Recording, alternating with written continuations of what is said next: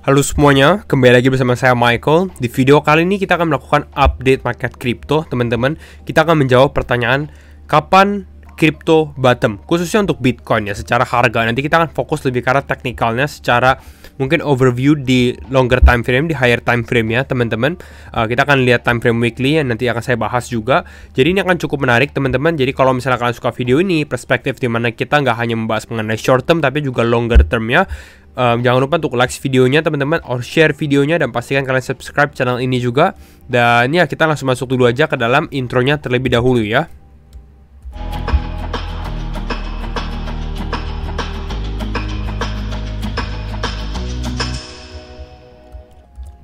Oke, ya. Coba kita bahas mengenai market crypto saat ini, khususnya Bitcoin ya, karena persis pada saat video ini dibuat, market lagi turun nih. Bitcoin di area 80.200. Jadi kita memang lagi di area support 80.000 atau psikologi supportnya. Nah, tapi kira-kira bottom crypto itu di berapa gitu, dan apakah udah ada tanda-tanda bottom? Kita akan coba lihat ya. Kita lihat update market. Saat ini memang lagi turun. Ada ENA, ada Mantle yang mengalami kenaikan. Tapi overall saya rasa altcoins mengalami penurunan. Yes, benar. Rata-rata turun, kita bisa lihat 6%, 7%-an. Jadi memang yang lebih ngebleeding gitu ya, yang atau berdarah itu adalah altcoins gitu. Tapi ada beberapa indikasi yang sebenarnya cukup positif yang saya mau share juga di video ini ya. Yang pertama adalah kita udah di extreme fear lagi. Ya, kembali lagi kita di extreme fear di area 20. Dari beberapa hari yang lalu kita juga lihat kita di area extreme fear terus nih. Nah, ya kita lihat dari sini, mulai dari bulan Maret, karena waktu itu kita drop bener-bener di akhir bulan Februari, kita sekarang di area extreme fear. Nah, sebelumnya mungkin di neutral, terus tiba-tiba turun ke extreme fear. Ya, nah ini saya sempat share di Telegram. Jadi kalian make sure kalian udah join juga Wayans Crypto Journal di Telegram.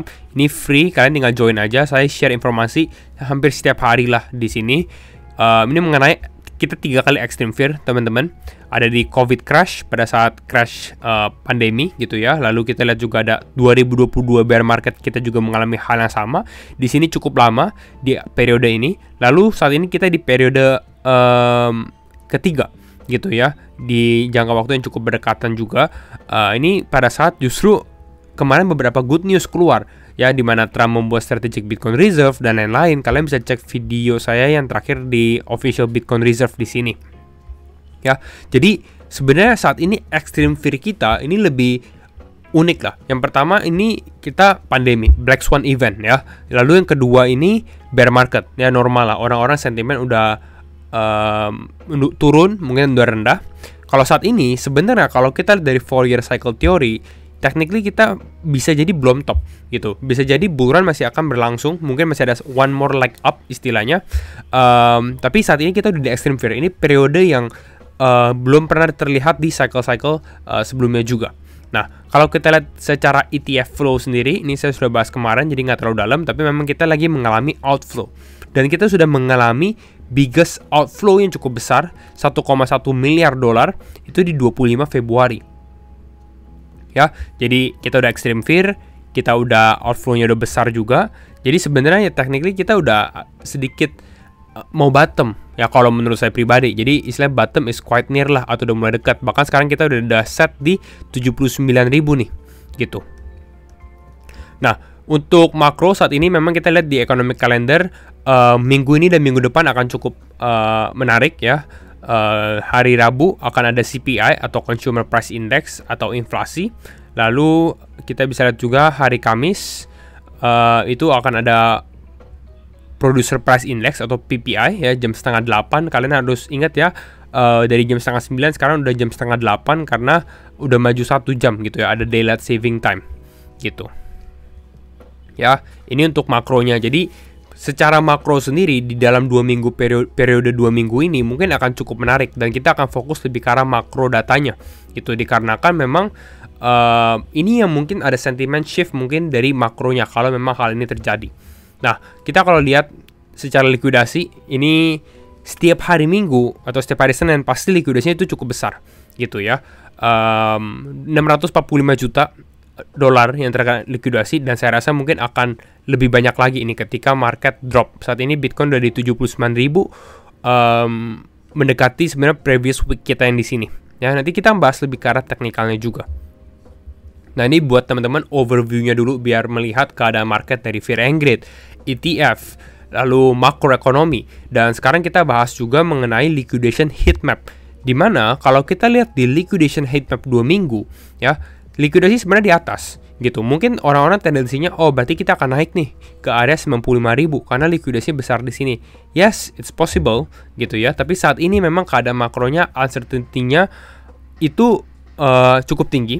Lalu memang kalau kita lihat secara price action sendiri cukup bearish, teman-teman. Bear yang lebih di in control lah. Ini saya udah sempat share juga di teman-teman Laba Lab sebenarnya mengenai bahwa bear itu atau orang-orang yang mau market turun itu masih lebih, selling pressure masih besar. Seperti itu, ya. Dan kalau kita lihat, justru kalau kita lihat di time frame 6 bulan, ya. Nanti ini saya share time frame 6 bulan. Nah, ini 6 bulan. Kita bisa lihat di sini.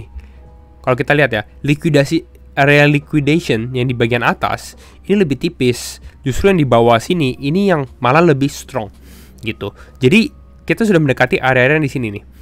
Nah, yang saya mau highlight adalah area yang kelihatan warna kuningnya di area ini. Ini area berapa? Kisaran 70 ribuan. 71.000, 72.000 ya. Teman-teman ingetin aja angka-angka itu ya, 71.000, 72.000.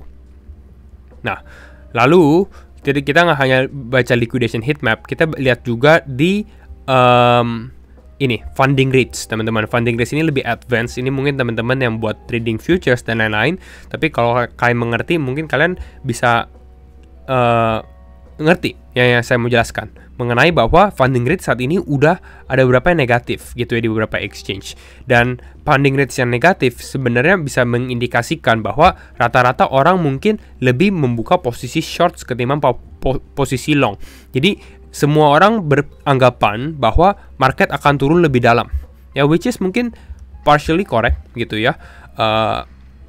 Tapi hal ini juga menandakan bahwa kemungkinan Bitcoin ya sebentar lagi mungkin udah mau bottoming gitu. Kenapa? Karena orang-orang udah negative view. Di saat semua orang berpikiran satu hal, oh market akan turun lebih dalam lagi, justru yang terjadi adalah hal yang keterbalikannya gitu. Jadi hal ini juga bisa diperhatikan, teman-teman ya. Nah, jadi main questionnya adalah Bitcoin bottomnya di berapa gitu atau kapan? Untuk kapannya mungkin saya bisa lihat, kalau estimasi saya mungkin ya di bulan Maret ini, karena makro eventnya itu di 2 minggu ini ada CPI dan juga ada FOMC itu ya.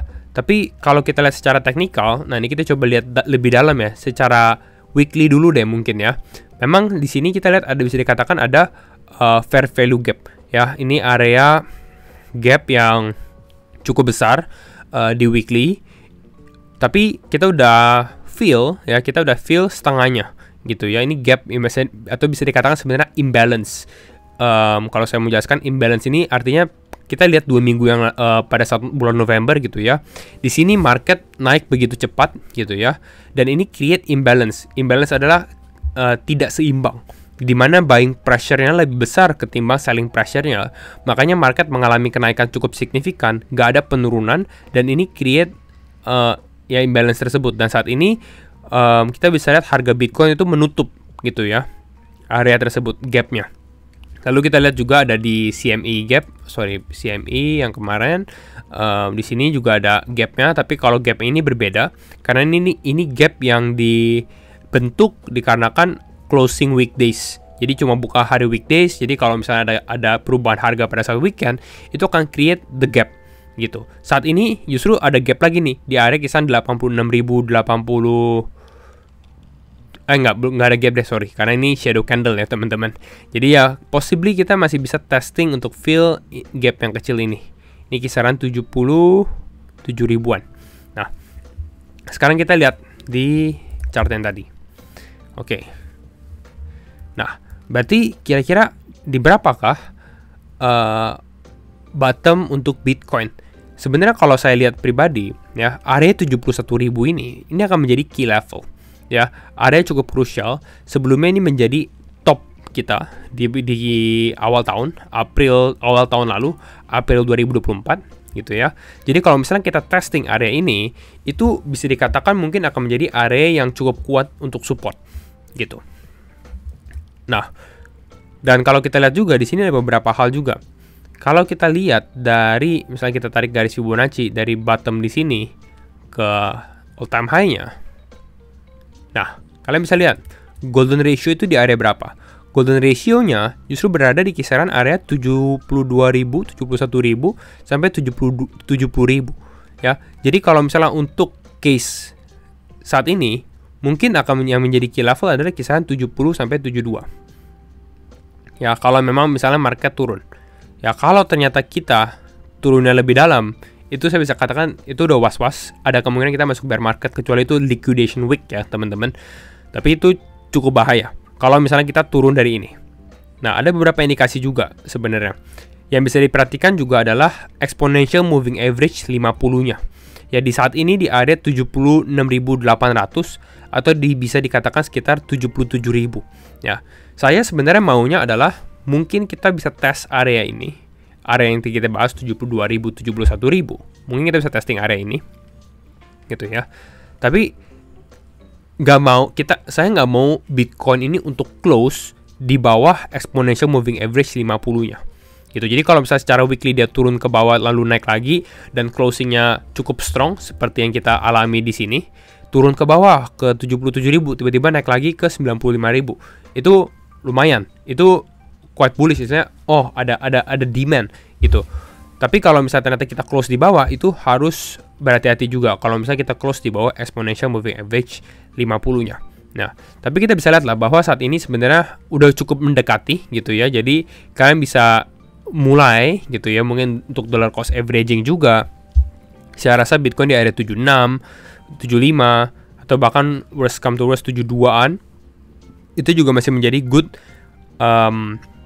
price lah, good level untuk dollar cost averaging atau untuk membeli. Ya, kembali lagi pastinya disclaimer on and do your own research.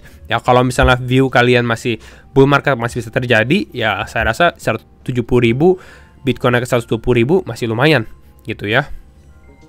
Tapi kalau kalian merasa ini bear market, nggak apa-apa, karena kita nanti lihat aja siapa yang akan view-nya lebih benar gitu ya. Itu ya berarti mendingan kalian nggak beli gitu. Tapi ya, intinya 70.000 ini harus hold gitu ya. Kalau dia turun, was-was, kita bisa masuk bear market. Itu mungkin update sedikit mengenai market teman-teman, biar kalian bisa view secara mungkin longer time frame-nya juga, dan periode beberapa level untuk mulai cicil Bitcoin juga untuk dollar cost averaging ya. Itu aja video dari saya. Kalau misalkan kalian suka video ini, jangan lupa untuk share videonya, likes teman-teman. Jangan lupa juga untuk join Wines Crypto Journal di Telegram ya, biar kalian nggak ketinggalan update-update seputar market crypto. Dan ya, see you all in the next video. Thank you for watching and bye-bye.